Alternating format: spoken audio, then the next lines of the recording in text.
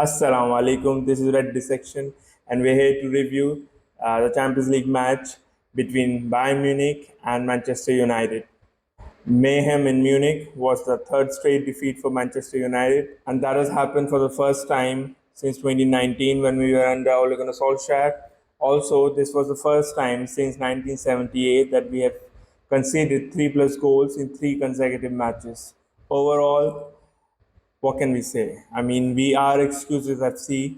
We have a clueless captain who every day sounds more like Harry Maguire, doesn't seem to have any kind of self awareness or accountability, and is often the worst player on the pitch, like he was tonight.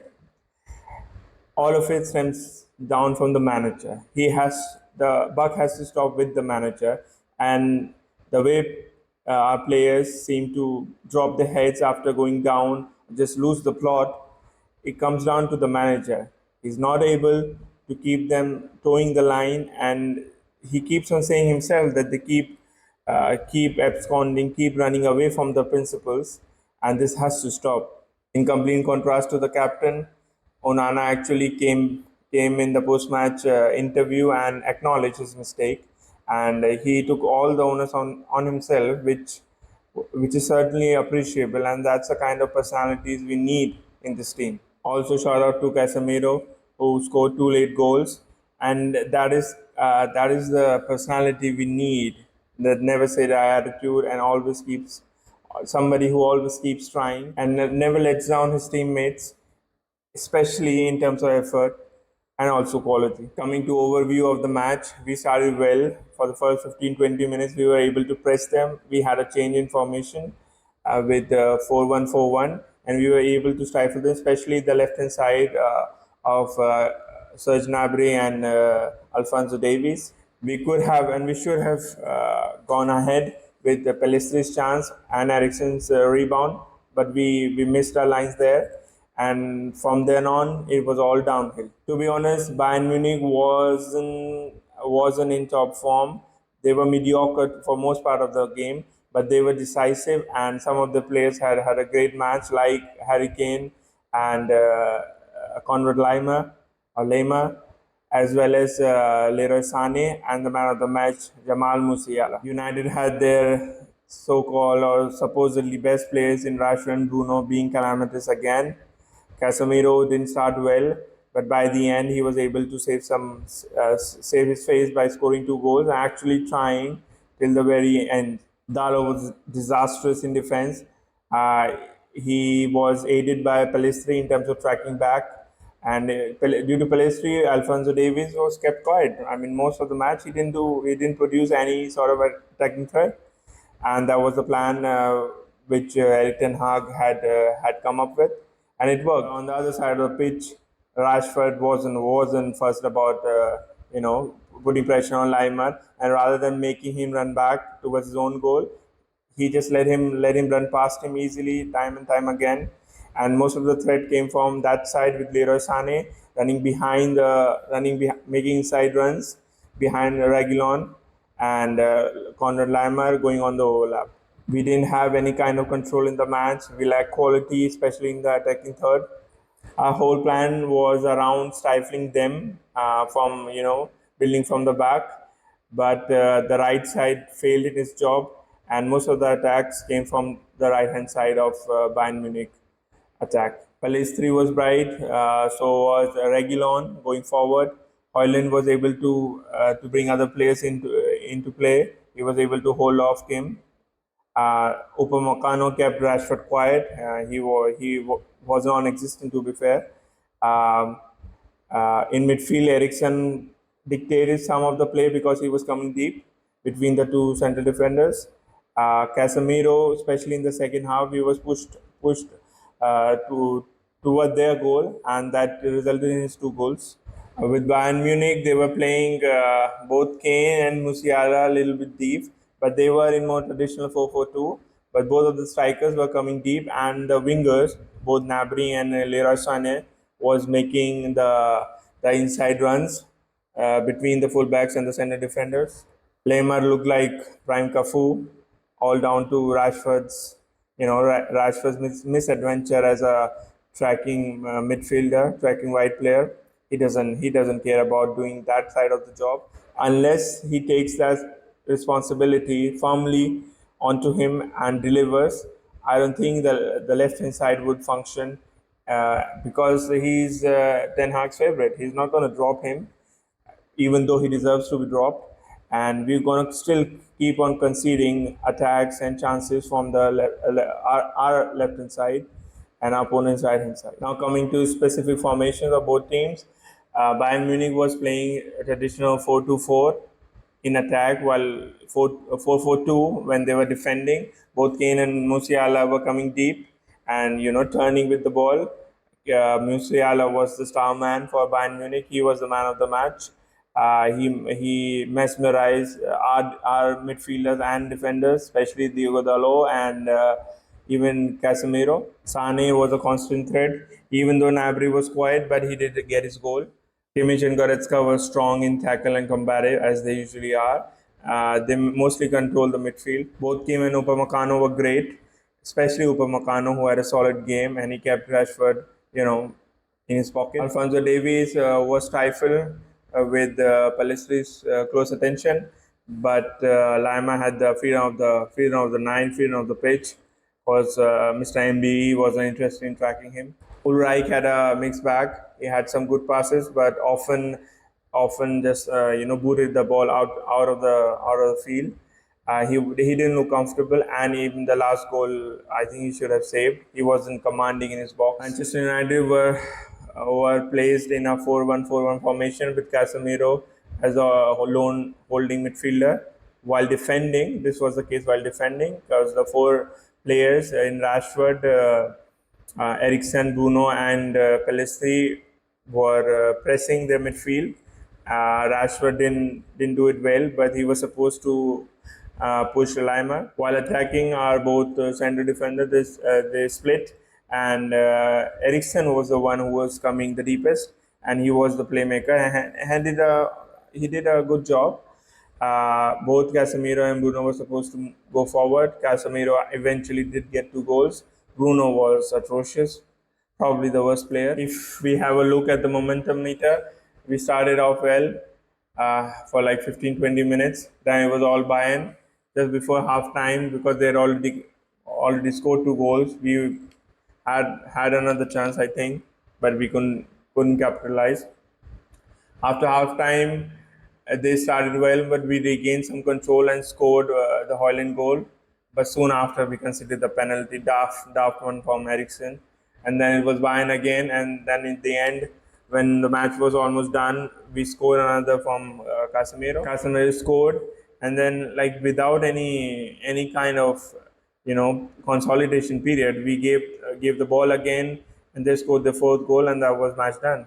Then we scored in the last minutes, which was anticlimactic.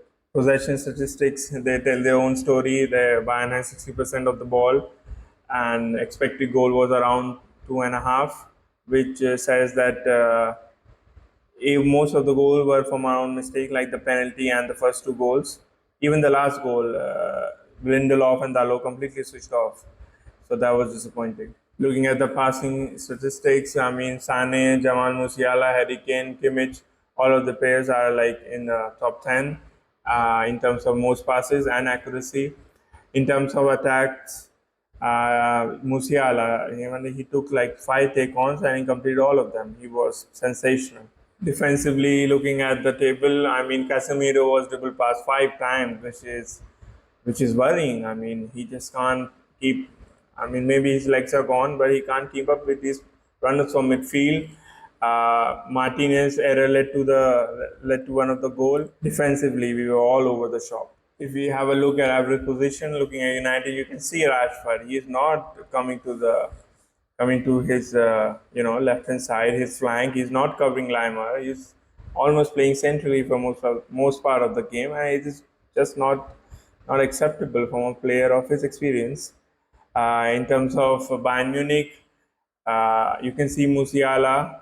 He came deep. So for Bayern Munich, Harry Kane was the target man, though he often dropped deep to pick up the ball and build a play. Leroy Sané was the the greatest threat in terms of behind, and he was constantly running past Reguilon and between that channel of Martinez and Reguilon. You can see Kimmich and Goretzka were in a station right at the half line most of the time. They were like solid, nothing exceptional, but they were solid.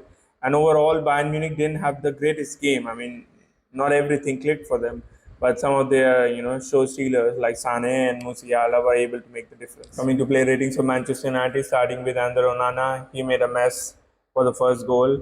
He has to save those, and they completely changed the momentum of the game because we had started brightly, but Onana's gaff, it completely deflated, especially the midfielders and defenders. Somehow, like, they lost the plot after that goal and conceded straight after. He did make few good saves in the second half. His distribution was exceptional. I mean, he's so comfortable on the ball. He was able to like find midfielders like Bruno straight from back, and he continues to like so certainly build my confidence in his abilities to start attacks. And once we have people like Amrabat in the team, I think we should be able to see a stark difference in terms of our approach play. Diogo Dalot started well with Pelistri on the right hand side, but he has these mistakes in him. I mean, he loses his concentration. He's not that strong in a tackle. Physically, he's get easily shaken off the ball. And for the second goal, he couldn't match Musiala's pace and trickery. And even later, I think for the fourth goal, he was completely taken aback by Matthias Tell's run, and he didn't track him. And overall, it wasn't a good performance. Lindelof had a decent game. I mean, he wasn't exceptional in any way, but he didn't have a disaster class like Martinez did. But he was good on the ball and strong in tackle. And Harry Kane mostly kept himself busy with Martinez. That's a testament to the fact that Lindelof was deemed a threat for Kane, and he did well. But overall, conceding 4 goals, he has to take some blame, and so we only give him 5 marks. Lisandro Martinez, it's been a downhill journey with him this season. He lacks fitness, I think. He's rash on the ball. He's not composed, and he seems petulant. He loses runners. He's like Bambi on ice in our own box. Last season, he was chest bumping with goalkeeper and Varane, and now he's back spearing, strikers like Kane. I think he knows himself that he's not quite up to speed, and the limitation in his game have been exposed this season. His lack of pace, his lack of obviously height is clear for everyone to see. But his lack of pace is startling, and like Welbeck in last match, and even Leroy Sané in this match, they had him on toast. I mean, it's a worrying sign. It's alarming at the rate of his drop in terms of form, and it's quite worrying. And with him being the only left-sided and left-footed option in our back four, in terms of playing a central defender, I think it's worrying. Sergio Reguilon had a good game in terms of attack. He made some dangerous runs into the box, and always kept trying. He was strong in tackles, but defensively he's susceptible. Leroy Sané had him running back, scurrying back. With Martinez, the left hand side was a problem. But to his defense, I have to mention Marcus Rashford and his lack of tracking back, his lack of any kind of defensive cover for his fullback, and so it's a tough job for him. But there are good signs in terms of his spirit and in terms of his attacking threat, and hopefully he can build on this performance. Casemiro had a slow start. I mean, Musiala had his way with him, especially in the first half and also in the second half. Defensively, he wasn't great. This deep playmaker thing doesn't help him. He doesn't have the tools to play the job. I think Ten Hag did well by moving Eriksen to the deep playmaking position, and Casemiro was pushed forward, especially in the second half, and that led to his 2 goals. And for me, he is our captain. He is the one person or one player who never drops his head, even though he may be having a very bad game, but he never gives up, and he scores these kind of goals. If you remember last season, also he scored in the Carabao Cup final away at Chelsea. He scored in the injury time, and for me, he is our captain. He is our leader, even though he might be getting on in terms of age, but he's still our most impactful player in terms of spirit and mentality. Facundo Palisi had a sensational start to the match. I mean, he was sharp. He had Davies worrying. Uh, he was a constant threat, especially for those 15-20 minutes. He was bright.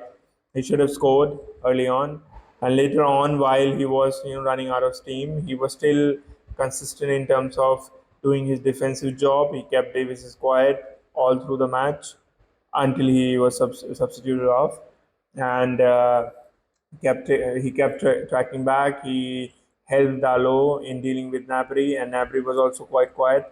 The left hand side for Bayern was completely stifled, and it was a lot of it was down to Palestri's effort. I think he should retain his spot in the team, and given a chance, I think he will build on this and gain more confidence. Christian Eriksen was neat and tidy on the ball. He was playing the deep lying playmaker job in that position, but defensively he lacks any kind of physicality. I mean, with him in the team, it's like going down to 10 men while we're under attack and counter attacks, and it just we look so porous. We look so fragile in our defensive part of midfield. He was also weak in tackles, especially in one of the goals. And obviously, the penalty was a daft thing to do. It completely shows a lack of concentration on his part. And it is symptomatic of our players, because I remember Luke Shaw giving the similar kind of penalty last season against Brighton in the very last minute of the match. So this is concerning as well. Bruno Fernandes, Mr. Calamitous captain himself. He was the worst player on the pitch, and by far. I mean, his petulance, his lack of discipline is one thing. As a captain, it's certainly something that has to be condemned.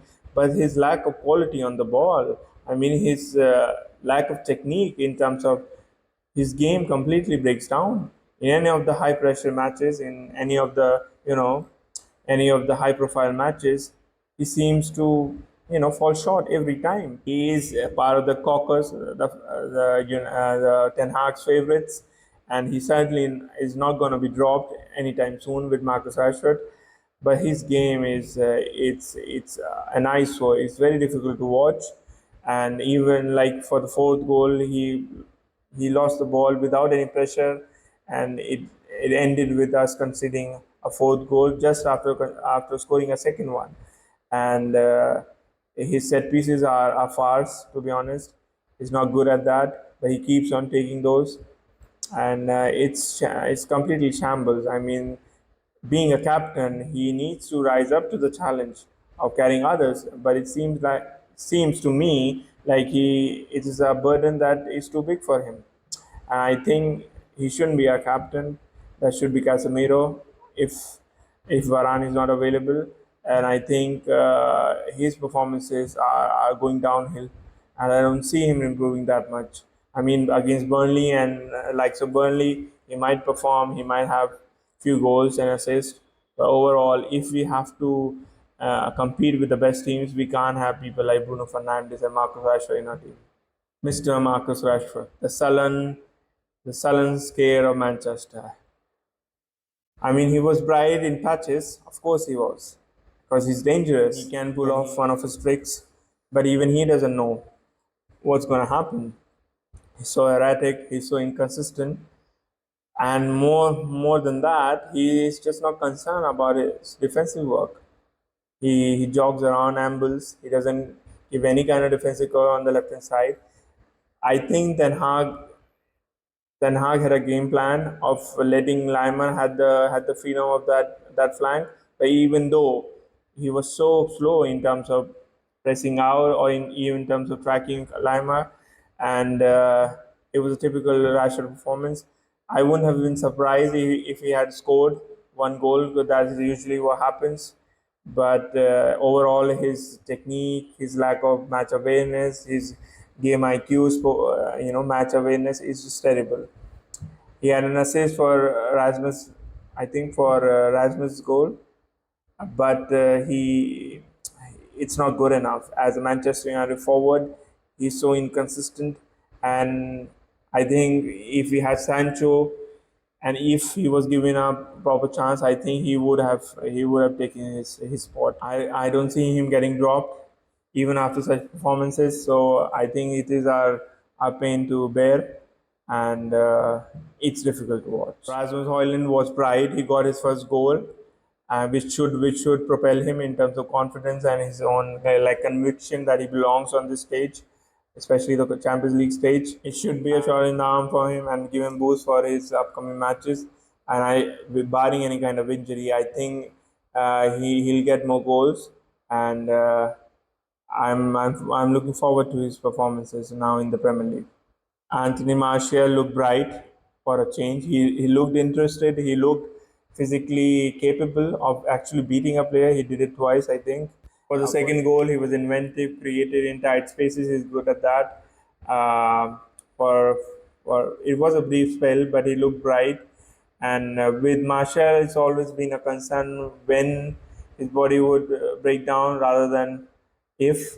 And I think it plays on his mind as well. And but whenever he is fit, he looks good, and our team looks better. And I think if we go back to diamond formation in midfield and play two strikers up top, I think Martial and Hoyland should get a crack. But with Ten Hag, I'm not too sure he'd try that formation or give those two chance. But I think that's a partnership that we can see because Marshall likes to, drop deep and make runs from midfield or from deeper in midfield, and take players on. He receives the ball well, has solid touch, first touch, and then turns and runs. So I think he could be a good foil for Rasmus Højlund. Alejandro Garnacho was bright. Defensively, he was kept honest. But even in the last minute, he won the free kick that led to the third goal. So it was a better outing for him. But problem with him is he's just too inconsistent when he starts, especially. Uh, but it was a good brief spell from him, a good snippet into what he can deliver if we restrict his chances and his time on the field, and it should be a graduated progressional involvement with the team for him, and he should be given these kind of small spells to impact a sub, and he was bright. Scott McTominay was confusing. I mean, he brought a sense of or a modicum of physicality to the midfield. He was combative. He also made good runs with the ball, but he's so clumsy in terms of possession, in terms of retaining the ball. He can't do that, and especially around the box, he was clueless, and that is with him. I mean, as a box-to-box midfielder, there is a player there. I think anybody can see that. But in terms of his ability on the ball, especially as a midfielder, he's supposed to keep the ball and retain the ball and pass, find plays with his passes. He's not able to do that. He has a good shot on him, but he's just so confusing as a player. I mean, we can't find a position for him, especially in the system where we don't have box-to-box midfielders. I find it hard to find any kind of justification for him, apart from the fact that he is the only midfielder who's physically imposing. And that is the use that Ten Hag has for him. And going forward, I can see him being used as a sub from Ericsson. But when Amrabat comes in, I think his chances would be reduced quite a lot. The manager, Erik Ten Hag, I think we can't fault his game plan, his strategy, his tactics. It worked to the T. I mean, the left hand side of Davies and Gnabry was kept completely quiet. Up until the Onana mistake, we were bright, we were pressing well. They weren't able to play through us. But obviously, he has that fatal flaw. He trusts his certain players blindly, like Rashford and Bruno Fernandes. They get away with literal murder and they go scot free without any kind of reprimand. So that is something that he has to bear responsibility for. I mean, he chooses the team, and if we can see these players shunning out of tackles, losing their duels, not tracking back, then why can't he? And if he can, and he does, then why doesn't he take any kind of action? I mean, where is this kind of he wants to establish standards and culture at United, and put accountability for everybody. Then where is the accountability for him choosing players just because they are his favorite players? I mean, he has to justify that, and he is not able to do that.